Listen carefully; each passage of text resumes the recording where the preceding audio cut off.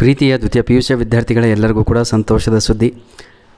ಇವತ್ತು ನಡೆದಂತಹ business studies ಎಕ್ಸಾಮಿನ question ಪೇಪರನ್ನು ಇಲ್ಲಿ ಅಪ್ಲೋಡನ್ನು ಮಾಡಿ ಕೊಡ್ತಾ ಇದ್ದೇನೆ.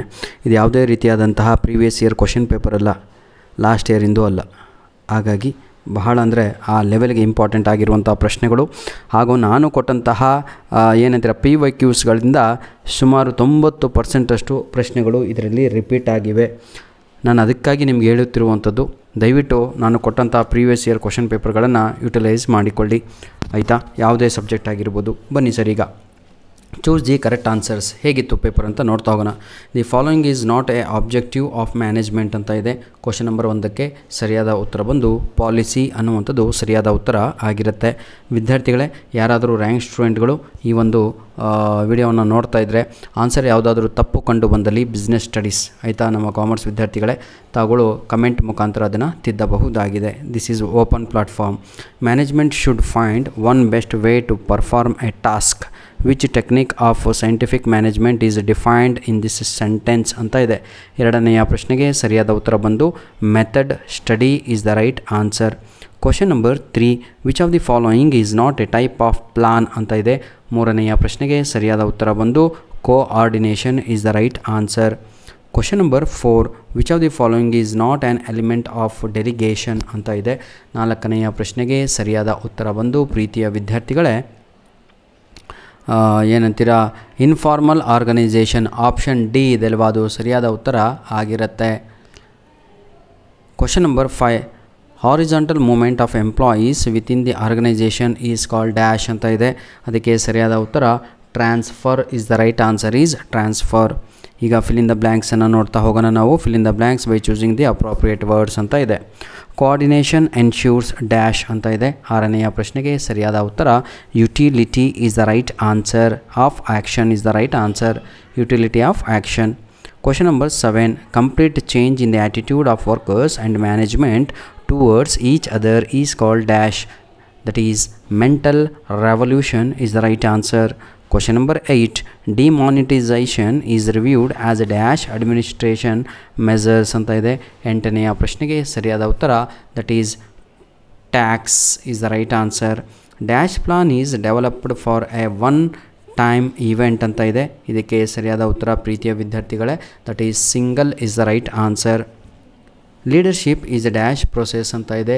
Continuous process is the right answer. Match the ಫಾಲೋಯಿಂಗನ್ನು ನೋಡ್ತಾ ಹೋಗೋಣ. ಯೂನಿಟಿ ಆಫ್ ಡೈರೆಕ್ಷನ್ ಅಂತ ಇದೆ. ನಿಮಗೂ ಕೂಡ ಇದೇ ರೀತಿಯಾಗಿ 5 fill in the blanks, 5 dashes ಹಾಗೂ 5 ಮ್ಯಾಚ್ ದ ಫಾಲೋಯಿಂಗ್ ಇರುತ್ತೆ. ವಿದ್ಯಾರ್ಥಿಗಳೇ, ದಯವಿಟ್ಟು ಒಂದು ಲೈಕ್ ಬಟನನ್ನು ಪ್ರೆಸ್ ಮಾಡಿ.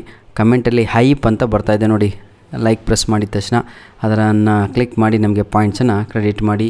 ಯೂನಿಟಿ ಆಫ್ ಡೈರೆಕ್ಷನ್ ಅಂತ ಇದೆ. 11ನೆಯ ಪ್ರಶ್ನೆಗೆ ಸರಿಯಾದ ಉತ್ತರ ಬಂದು one head one plan is the right answer. Strategy ಅಂತ ಇದೆ. ಅದಕ್ಕೆ ಸರಿಯಾದ ಉತ್ತರ ಬಂದು comprehensive plan is the right answer. Question number C, scalar chain, ಅದಕ್ಕೆ ಸರಿಯಾದ ಉತ್ತರ ಬಂದು formal organisation is the right answer. Question number D, preliminary scrutiny. Question number 4ಕ್ಕೆ ಸರಿಯಾದ ಉತ್ತರ first step in selection process is the right answer. Question number 5, faulty translations that is called is in the semantic barriers is the right answer. ನೋಡಿ ವಿದ್ಯಾರ್ಥಿಗಳೇ, answer the following questions. 1 ಅಂಕದ ಪ್ರಶ್ನೆಗಳನ್ನು ಈಗ ನೋಡ್ತಾ ಹೋಗೋಣ.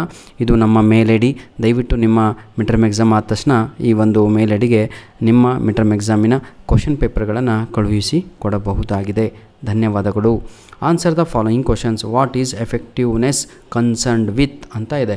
ಭಾಳ ಈಸಿ ಅಲ್ವಾ? It is concerned with achieving the desired result or goal or objectives of institution, ಏನಂತೀರ, ಆಫ್ ಟೈಮ್ ಅಂತ.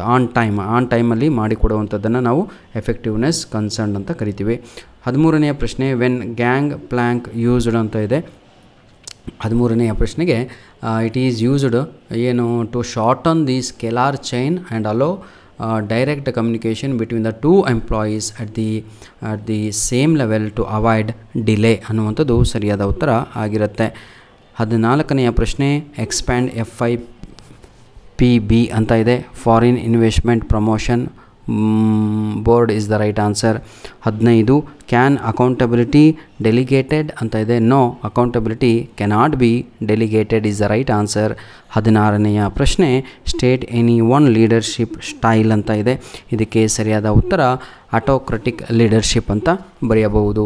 ಯಾಕೆ ಅಂತ ಹೇಳಿದರೆ ಆ ಒಂದು ಲೀಡರ್ಶಿಪ್ಪಲ್ಲಿ he takes his own decision alone without any consulting others ಅಂತ. ನಂತರದಲ್ಲಿ 2 ಅಂಕದ ಪ್ರಶ್ನೆಗಳನ್ನು ತಾವುಗಳು ನೋಡ್ಬೋದು. ಬಹಳ ಅಂದರೆ ಬಹಳ ಇಂಪಾರ್ಟೆಂಟ್ ಆಗಿರುವಂಥ ಎಲ್ಲ ಪ್ರಶ್ನೆಗಳು ಆಗಿರ್ತವೆ. ಧನ್ಯವಾದಗಳು. ನಿಮ್ಮ ಪ್ರೀತಿ ವಿಶ್ವಾಸ ಸದಾ ನಮ್ಮ ಜೊತೆ ಹೀಗೆ ಮುಂದುವರಿಯಲಿ ಅಂತ ಹೇಳ್ತಾ ವಿಡಿಯೋವನ್ನು ಇಲ್ಲಿಗೆ ಮುಗಿಸ್ತಾ ಇದ್ದೇವೆ. ದಯವಿಟ್ಟು ಒಮ್ಮೆ ಇದೇ ಸಿಲೆಬಸ್ಸು ನಿಮಗೂ ಇದೆಯಾ ಅಂತ ಸ್ವಲ್ಪ ಚೆಕ್ ಮಾಡ್ಕೊಂಡ್ರೆ ಬಹಳ ಒಳ್ಳೆಯದು. ಯಾಕಂದರೆ ಕೆಲವೊಮ್ಮೆ 1-2 ಚಾಪ್ಟರ್ ವೇರಿಯೇಷನ್ಸ್ ಆಗಿರ್ಬೋದು ವಿದ್ಯಾರ್ಥಿಗಳೇ. ಯಾಕಂದರೆ ಡಿಸ್ಟ್ರಿಕ್ಟ್ ವೈಸು ಕೆಲವೊಮ್ಮೆ ಪಾಠಗಳು ಕಡಿಮೆ ಅಥವಾ ಜಾಸ್ತಿ. ಎಕ್ಸ್ಕ್ಯೂಸ್ ಮೀ, ಸಾರಿ. ನೋಡಿ ವಿದ್ಯಾರ್ಥಿಗಳೇ, ನಮ್ಮ ಒಂದು ಮೇಲ್ ಐಡಿಗೆ ನಿಮ್ಮ ಬಳಿ ಇರುವಂಥ ಪ್ರಶ್ನೆ ಪತ್ರಿಕೆಗಳನ್ನು ಕಳುಹಿಸಿಕೊಡಿ. ಹಾಗೂ ನಾವು PYQs ನೀವು ಹೇಳಿದ್ದಕ್ಕಾಗಿ ಅಪ್ಲೋಡನ್ನು ಮಾಡಿಕೊಟ್ಟಿದ್ದೇನಲ್ವಾ, ಅದನ್ನು ಉಪಯೋಗಿಸಿಕೊಳ್ಳಿ, ಹೆಲ್ಪ್ ಆಗುತ್ತೆ. ಧನ್ಯವಾದಗಳು. ದಯವಿಟ್ಟು ನಮ್ಮ ವಿಡಿಯೋಸ್ಗಳನ್ನು ನಿಮ್ಮ ಫ್ರೆಂಡ್ಸ್ಗಳಿಗೆ ಶೇರ್ ಮಾಡೋದನ್ನು ಮರೆಯಬೇಡಿ. All the best. Do well my dear children. ಎಕ್ಸಾಮಲ್ಲಿ ಎಷ್ಟು ಅಂಕ ತೆಗೆದಿರೋ ಅಷ್ಟು ಇಂಟರ್ನಲ್ ಮಾರ್ಕ್ಸು ಕೂಡ ಜಾಸ್ತಿ ಆಗುತ್ತೆ ಅಂತ ಹೇಳ್ತಾ ವಿಡಿಯೋನ ಮುಗಿಸ್ತಾ ಇದ್ದೇನೆ. ಧನ್ಯವಾದಗಳು.